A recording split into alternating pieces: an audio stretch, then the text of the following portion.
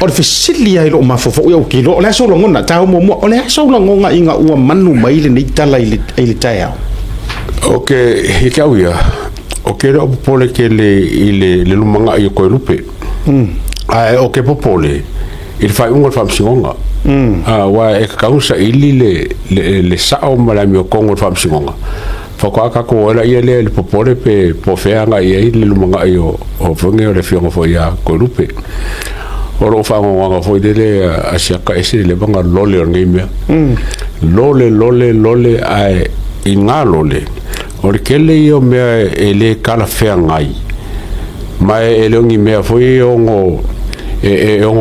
o me ngo kula e mai ele fo le ka ora ko o le fo no case to answer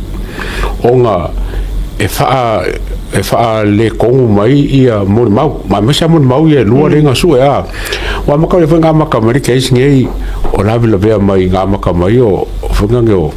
o lunch o ko nga ho se foi pulling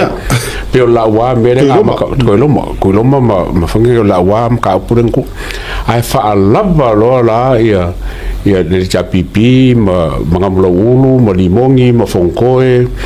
ia afia ko mai ku malo ma le chapipi o ngare mo fa pero o ko se lave wa o le lave le wa mo kwa ka wo lava mo merkula mai lo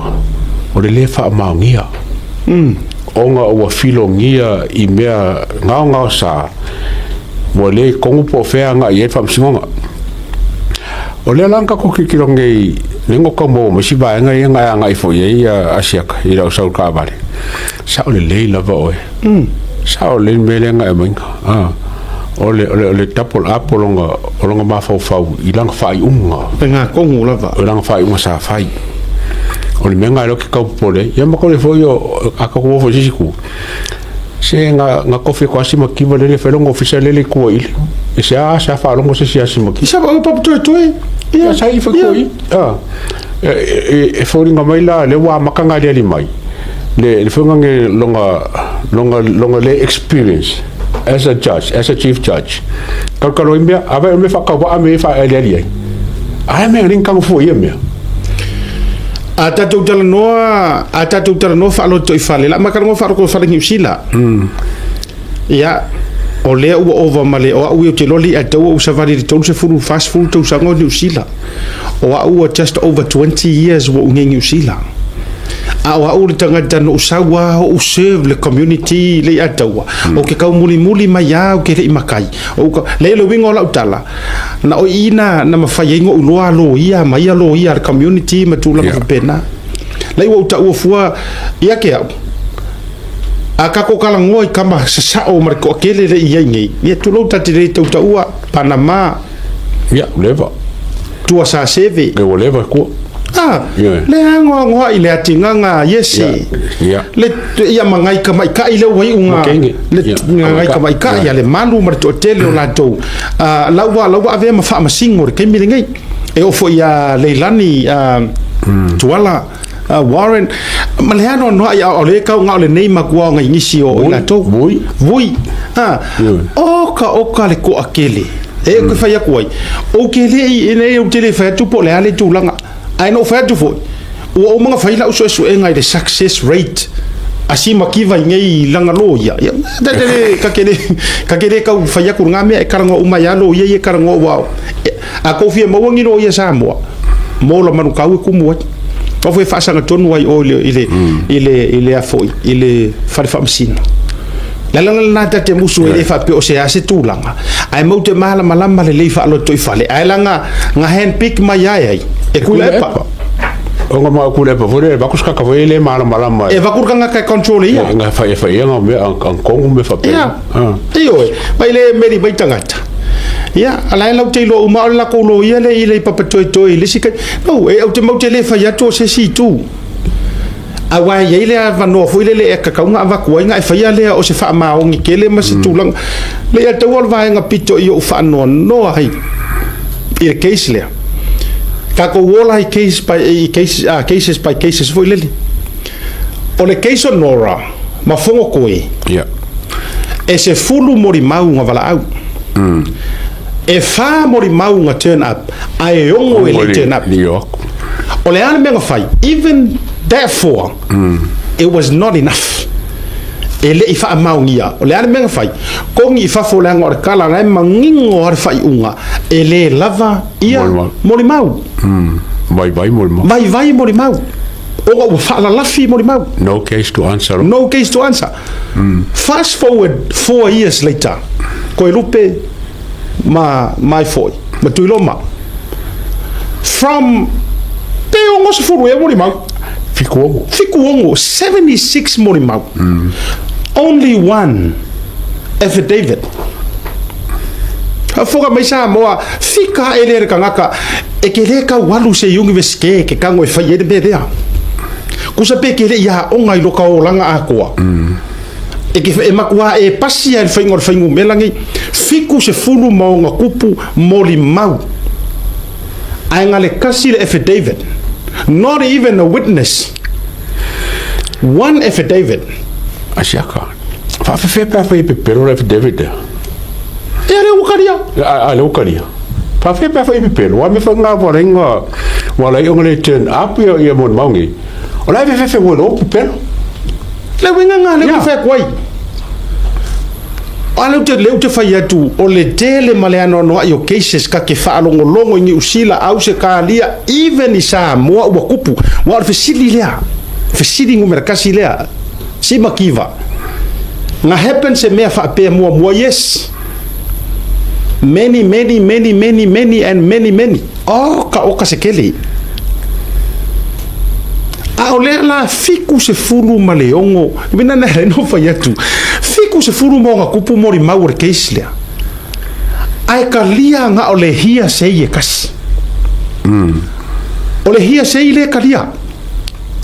ai pei ono o overtua o le saunoanga na se tasi ono ia si ngianga ngeile ia tau ena ua matou whaasoa o lana mau lea anga o ia o se lo ia nga ke questioninga le integrity o fai unga e lua fai unga ese nga mga kuwa lenga mangingo yar kau pa va o si makiva si kenge o si lo ia o mero ma kau question ai longa integrity mga maumea ai mana tua o le sa o your facility e ka kau nga kongi lo ifa fo o le heise mo mau ai kau pa va o si makiva fa mai e yai te circumstances e fa nga le hia sei okay famai lo le la le tau so fa lo ia singiang ma fa so famai le ore kala le lo yang ngai ngo fo lo si makiva ma fai le kala okay e ma fai o nga pace le u fai unga ilunga o le hia sei okay then so e lo le hia sei ai ko e ko lau le si ko lau ai ngo fo ma issue le ora e sai mai ai le urunga ri ilea famai lo markala le lo ia o le kilo le melia wait a minute asiata o e lo e si makiva ua vai langa kala nga fai mua o le si malo si anga mo o le ale mea ua ngofo ai ko e ora le sai mai ngole ngari a o le ua umanga ia fai ar kala mua e le mo o mia la le o mai ar ngari ale foi ka o la mo ku maul finga o mero ele si mo mau e ka kau fa ko ko ngal menga ele kau nga discounting le finga o le loia o la sa o finga ai mana tu e ta vale pe foringa fa mai wa fa kong wa kulanga nga ruenga le loia a ole ale lo ma fo lo manga kulo le to lo o fa masino ai o nga io o fe la fo inga ma fita winga go ngor pok fa masino e ya me fa benga ai o e pule ai leva o ia finga ngalo le ngor mafuanga fu nga la inga avea ia mirror ia one of the top criminal fo ilele lo ia ko kongo sa mo o winga la na le fa ia tuai la utala sa mo o to mo mai fa maka ai le o si la fia e si makiva o sasi langa fai unga nga fai mo le nga ko ngofo ko o dale mai ngor ngari e ui ele imo nga sasi ai manga ko si makiva le pick up nge sasi nga sasi ale pick up ka mai ale pick up ko ngi ale fora ka ku pula akili ai o ka ngi fai unga fa le o fai ale sasi lang fai unga o le silamea ele o yai ele ka ka usa ele o afia ile se la wa fe fo ile ele o afia absolutely ele o lo que se la wa fe ai sau le leo le fai unga e namu se la wa fe kuso le o fai unga no se la wa fe fa fe fa ni ni ya se la o mo se fu ele po se me ka ma o ngari fa ka o se la se me ai o le se me ngaso fa fe o fo le se la o mo suka la il se la wa fe ai se me o le ngale anga se la wa fe ka ki se la o mo suka ka fa ya to anga nga fisa o fa long sa o fa soa e se le tunu ole me o le lo tutulo o fa soa na fi ile tala ina ile mato fa fe au ole winga ole tala lea e te tino ya e sau e te leo ya Jakob kingo ya e sau ai leo ya Jakob ke loe wa kaungu ule le fa unga ngai le sorngi ya ku se fa kanga kingo fu mai ole mori mau ore ngadi ai makua sounded like a se la wa ai makua sounded like se la wa fe ma ko fu ku ko sanga ya se la wa fe lo ko ngi menga ola ko that's what I'm saying kusa ele ai ma se fe au nga ke fa ile ruling or se la wa fe la wa ave criminal ai enamu e mangongi se la wa fe lang fa unga ling fa yang kuso le mangongi le wo fo mangao e fa mangongi ya kuai mar criminal kuso la wa nga ile ngol pepper chips aki ngol bank ole wo fa le kuso le wo makwa fa sala ole wo fo fa sala ile ngol loli pole ai ngol loli ai kusa o lokor ngol ole milion bank Ori menga lo ke fa ko o fo pe fa nga sau e fa ka mai kai se wa ka ngo fo ye ma ka si lo ma lu mo se me ke o ko ku pu fa fe o nga fa ye nge ko nga fa u nga fa pe nge malonga I lole e o ngo mo se ma sa salo e ka kau o nga iso ma fa fa fe pe lo la fe David fa fe ele o toe popole iai lau tala lea ele toe popole si makiva pauar melenga ngau wai ore kili loa kulou le upu o ngangana wa so uma pauanga ole mea lea ngau iai ia matua kusa le wongo fo fai unga lea ia influence ai fo imale criminal case le wongo fo fai unga le wala ngo ole fam singo sit ia wa fala ngi fai unga isi fam singo ia la oi foi e loken maka bude lo voi lo wa ka ku sa mara fam singo sit kopia sila la ia ia e maka ukia le tulanga wa ia le la na la no to fai atu o la foi fisili le ia tawa ia te awaia awange ka fia fua pe a fai se apili challenge le melea challenge wa kere no pe fai nga pili wa mai je fai nga pili ia ke la ko ia ele apili ngole o fai unga ale apili ngole o process system le tawa ele ai e no mo ele ko yengi nga me fa mai o le ko ma fai o fasili o mai len ka ko fai kai mi fo ile lenga lu ngala lo ile fa ya kula e pa mari mongi fa ki anga fo ngadi e man do mai mana do na fa te a fai uma me ai ko e ho ko apili le la right langa i o ka ko nga pau wa leo le me manko fo ile ko ke o ai se me leo nga kasi mar fa vai kusa po le har kula fongo ai a leo nga kasi mar fa vai e faile fa vai fa vai so ia te o va henga ia e ka kaungo ia e sio ka mai loa nga wa so mai ngai lo ia e ka kaunga apply for a stay of executions of decisions of electoral court pending constitutional challenge ma e ka voinga file the judicial review kakau e ma fai io ia o le si vaenga e file for a declaratory order se vai o le kele o vaenga ia la e kara ho mai ai lo ia so ia te ile fa fonga mo mai ame se fo io le tulanga ile mata up e le pe ngo faku awange I fo I le fina ku salava po o se CJ a fainga kako challenging ai o ai le aure malo kulo e avatu langa atato wo so e kula fongo nobody is above the law avakula uku lalo le fainga malo a fa fonga mai le tunu me se fo sunga le atu ia e mama fa ku longonga le mali lenga au mai lenga ko sui sa la kara le ko e mama fa ku le weight o le mali lenga fo ile lenga mai le ar malo lenga challenge ya e mama fa mama o le me ngai de mele la kilo sa la tala le to le ngor mama fa ko ke sir fiesa mo o le mama fa le mali lenga nga kenso ai ia fa ka konga ai fa mai de mali lenga ko failea Finga bano ko ito mo mai. That's the weight. Mare mafaku, mare mafaola o mali lenga. Lenga ko sui mai le mali lenga o por, mali lenga fa vaveao. Le ka ke pepese ngai. So awala ngai pe ana o fa ya tu mo tau le mau. Awa nei fa to ino tato fa. Ala u le mo ki fa so ko ma ko lo fa sala la. Ai ia ka ku ka kalo. Ai nga o nga lafo aku ka le legal team. A fainga challenge le au le malo I langa fai unga le mela le nga kupanga ngosi makiva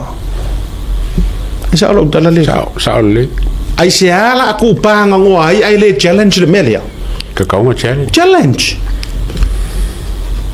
le melia it's money worth le o fa kusawa ai se a por sui par mia ole mo walunga nga le ai ka ke o fa ku a me ka pungi ngia e fa fenga ka ko fai ngi fa ai unga ngi ku ai nga me fa penge la una mali eto ya ola ka ko ki kilo akili muka apu pola nga yo le la nga yo ya e pe ko fa si a pili po si ku la nga fo ye challenge ile muka apu la ka ro si e fa se me la nga ia abc ia fa nga se ma fa nga pio ka ko ba ya ku ye pe a o fai so kala o le ku kusel fai nga o le fenga o le case ya nga ma le case le ai o la foi mo nga le kango e declare la nga ya foi conflict of interest o le afia fon ko ka pule ale ngo fo ni so fon ko le nga so i ke la ya ke ka fo nga declare la nga ya la ye bui la ye si ka nga fai ai declare mar mo se nga ya ka be mele ka karo ka o ya kalasa le mele ka ti kre nga me fo nge la sa fo fa ya ma fa nga me fa penga le ki lo kusamo I ko so kanga na tonu lava le o te fai tuai Samoa ma le tūlanga fo ile awane I anga ka fai oa ole tele fa to se fia to lo ile se fia angero a fa ka kala ngoi le mafutanga mafuna fana male nga ole tu la nga pe anga ka fa yak so le e kakalo e fongo kakalo e yo e kuri vai ile tu nei me ele nga or ma mo ka fa ma le a tawa mai no e sa ili ya tu ile tu ela ngona fo ile anga simakiva la o fionga fa singo city anga fa apea e ka oko le lei lava fa angifo lau fai unga ma mea na tutupu mua ke lola ukala e makuasi ikia oe e si oe ma fa afekaia oe ioi e makuasi fai se mea fau nanga o ke lino le history Samoa po e se kaimi o le fai cross examine se mon mau o ngol mon mau kuskusia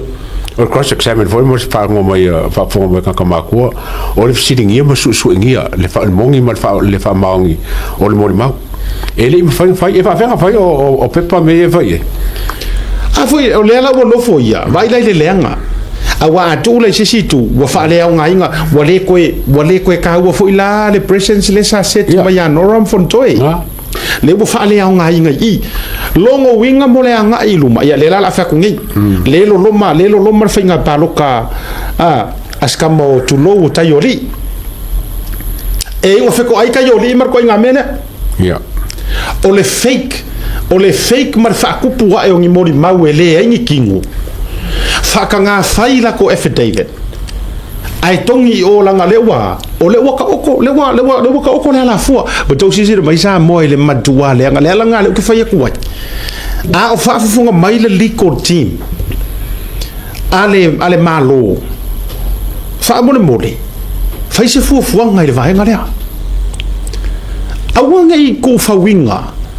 au foi nei o tato nau matiro fa pea langa lale la kanga mai ko fa le HRPP e o mai replace no ia te hau malo loto mama lava o te fai tuai a fai pay le price maalongi kupe e makua I vange lunga inga ia expose le corrupto kanga kai sa fai fa masingonga fai le anga wa ia se au nga wa loa le nga ko rupe. Like that's why I am so desperate. Mo ngau le su engo le mi kongu melele to. Nangor ka fight nga. Yeah. Or ka fight nga. Fai la mi kongu. Ia te le un kanga kai kulanga so soangi. Ioi. Ai to what do ya to uma le fe ngai fale lili mar ko kam fa saule. Ai me se foi ku loma or nga wa ela lango fakas. Ele pese fa le lili uma I o ma o ka fia fa longo zo leu vai e ele mo kere fa yaku o le asesi tu langa ai challenge le fa unga le challenge na me la le ma fa ku sa be fa mai o fa si ngo fa nga paloka ele ngi amangia fa penga uma le me nga kupu mo sa vadinga ai nga challenge ai ku le e pa mari mongi ma challenge fai unga inga fai mo la menga ya nga alau e fam singo alau e o foi le male lenga le au ma mando le malo ku lo wa pa ior kama a inga ma le au ma mando le malo ya ngo ka la ikiki o ka fa longo e malele roai e malele lo le au malo uma o la ka fa longo nga ye ai pa e ngai le fika wi ma fa ngifo la ile right tor ka nga kama me uma pingi e kula fongo la menga sa nga ave e va kun fa masingo mai fafo ava tu fa masino mai fafo ava ku sa o malo ava kun ka ku fa masingo palangi a fai ua makua expose le mele o sokanga o I le wale yanga I mele adua godfather o I le ua matua le yanga fai ai sa mo fa masingo nga o sokanga. Conflict of interest with families, with in-laws, with best friends, with affairs, with so on and so on. Ai se mari ia se ka ai ko langa norm ka upulea o ngol mele. I'm a fighter. E do laptar. E sao? Kan ko langa. Ioi. Lobinga nala jitala. La we fa fonga mai Nora. I think Nora, you have just won a free ticket back to the parliament. Yeah.